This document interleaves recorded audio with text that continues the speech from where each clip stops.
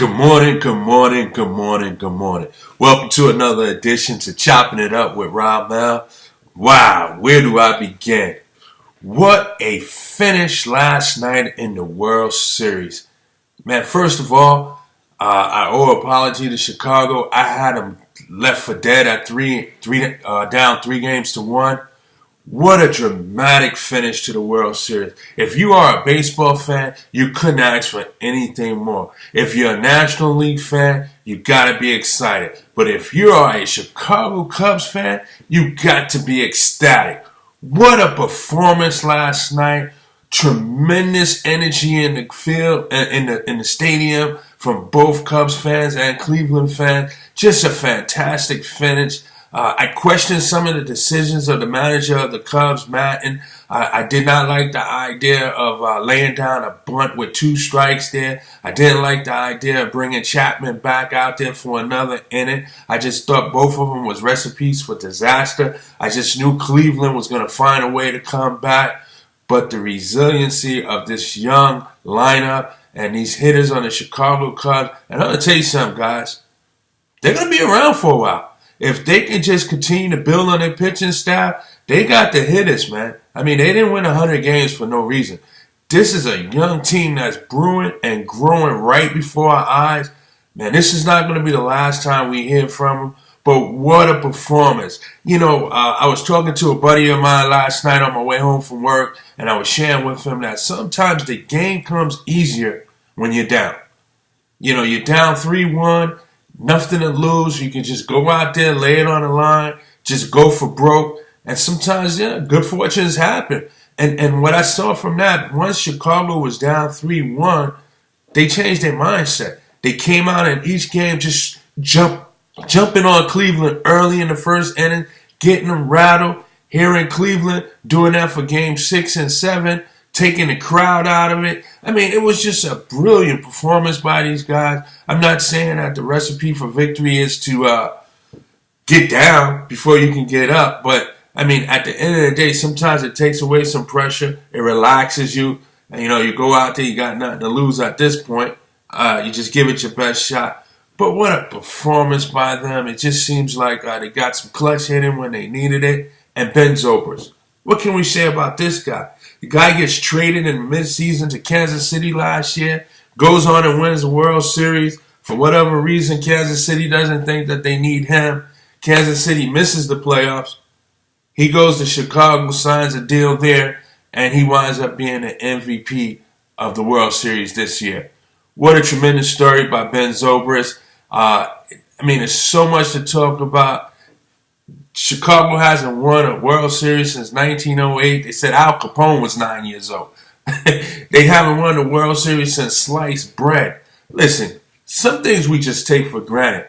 I thought bread was always sliced. But yeah, just the thought of that.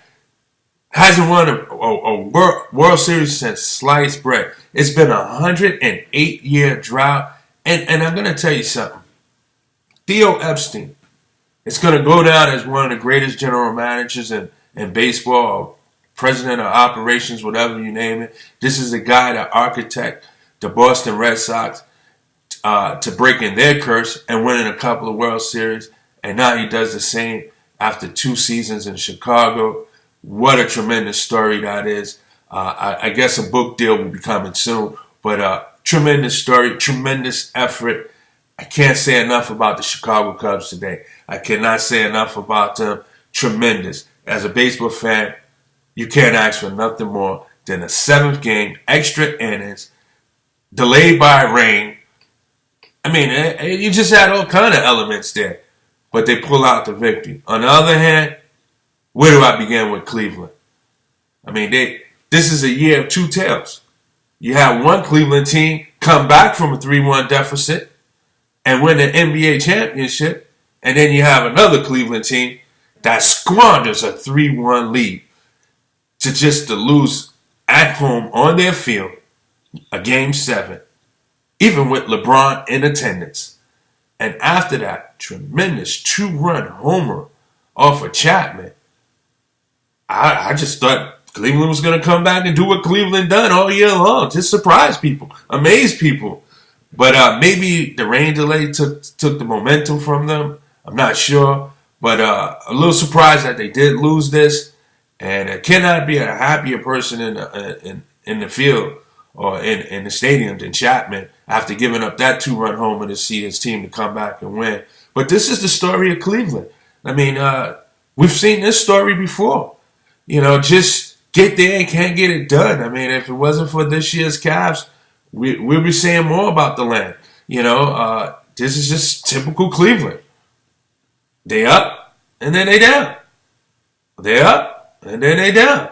I mean, this Ben Zobrist, his delivery of a double in the 10th inning is just like Michael Jordan shooting a jump shot over Craig Elo and jumping in the air for joy.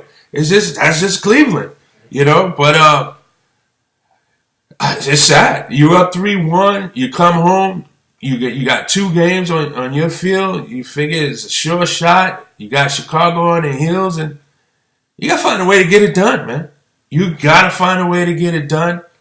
I won't say this is bad Cleveland and not give the credit to Chicago, but Cleveland, you got to find a way to get it done.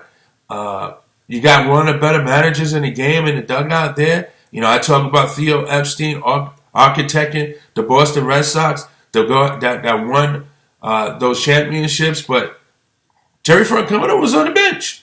He was the manager. So, I mean, who do we favor? The one who shops the groceries, buys the groceries, or the one who cooks the groceries? Looks like in this case, the person who buys the groceries outshines the person who cooks the groceries. I mean, it's just unbelievable to see Cleveland squander a 3-1 lead. Unbelievable. But that's baseball. Next up for baseball is the winter meetings, the off-season, free agent signings.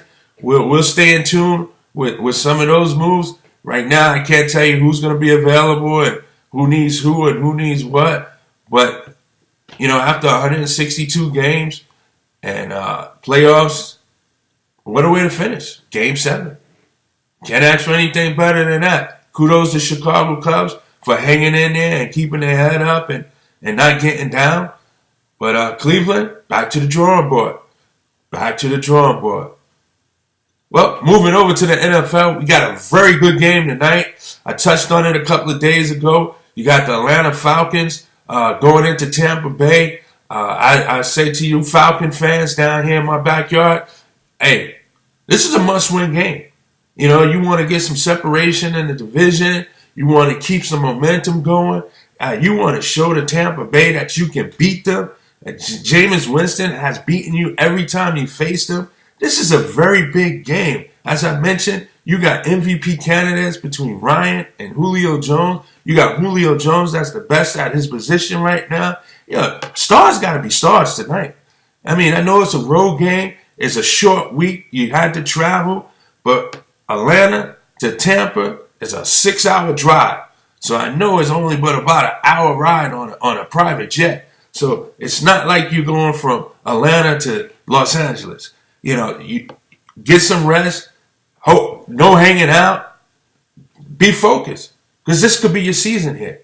Like I said, you can get a little separation in the division, or you can just make things more interesting. Stars got to be stars. Quinn, you got to have that defense out there. And Tampa Bay's coming at you.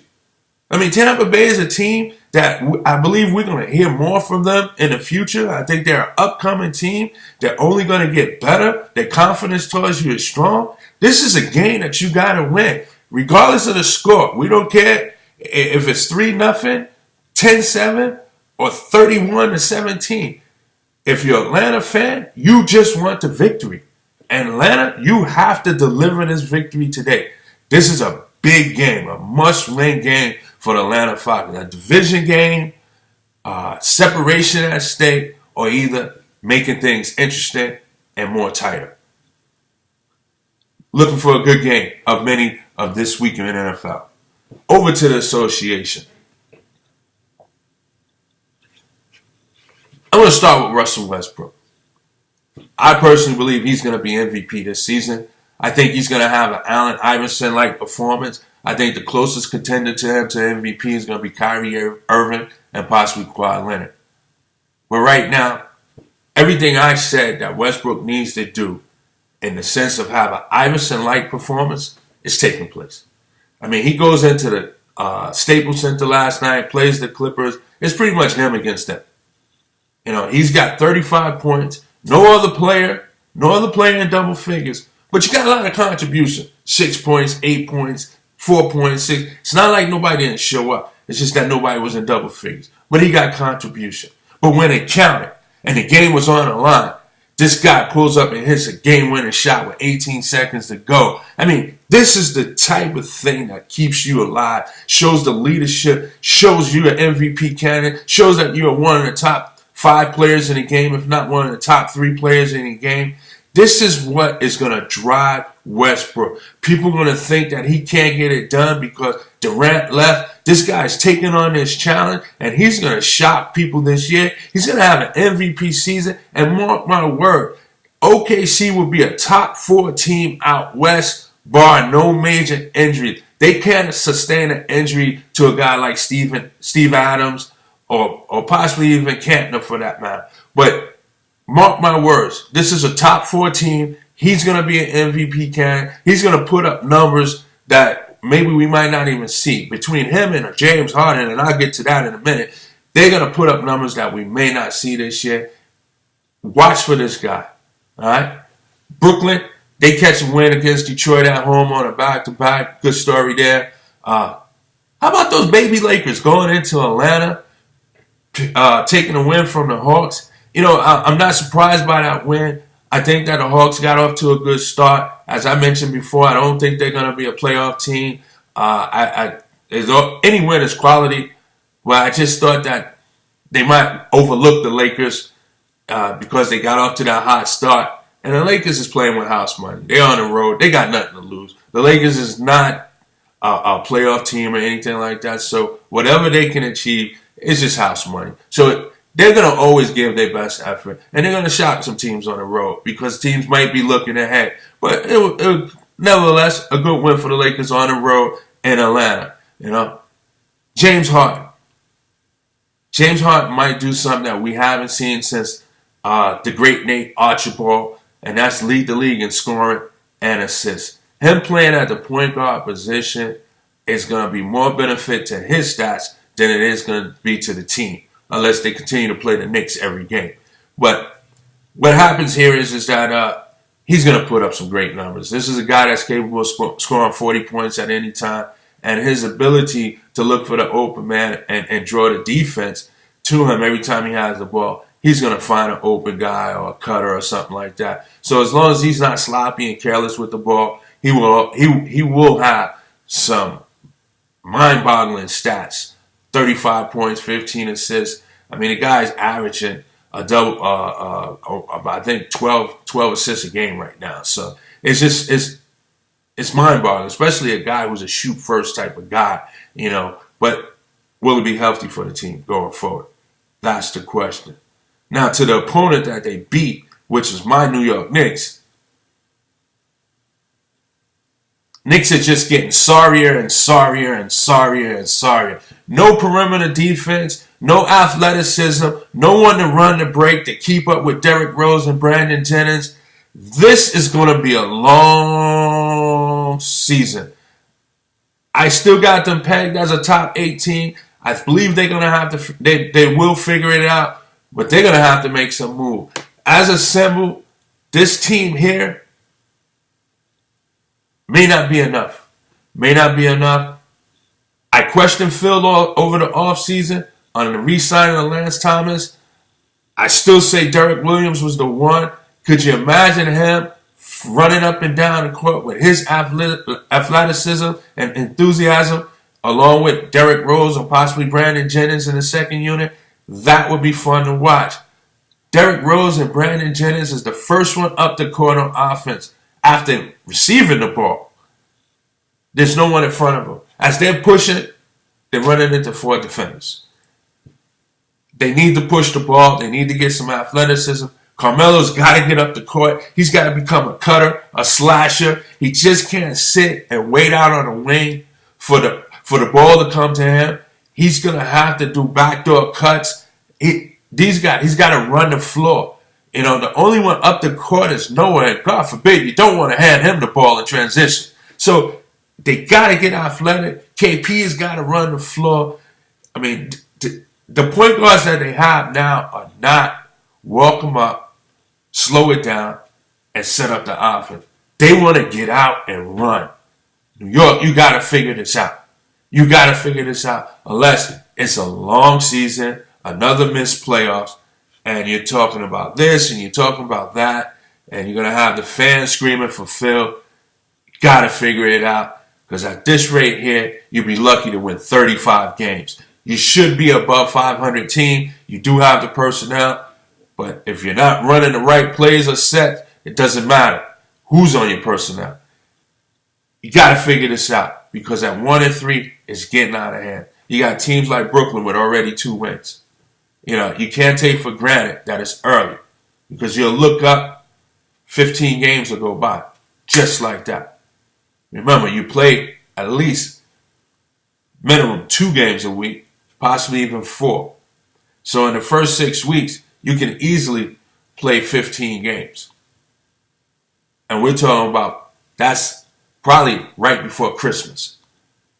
You could go into the new year already out of the playoffs if you're somewhere around 4-12. You need to be going into the new year somewhere at least looking at a 10-8 record, if not better.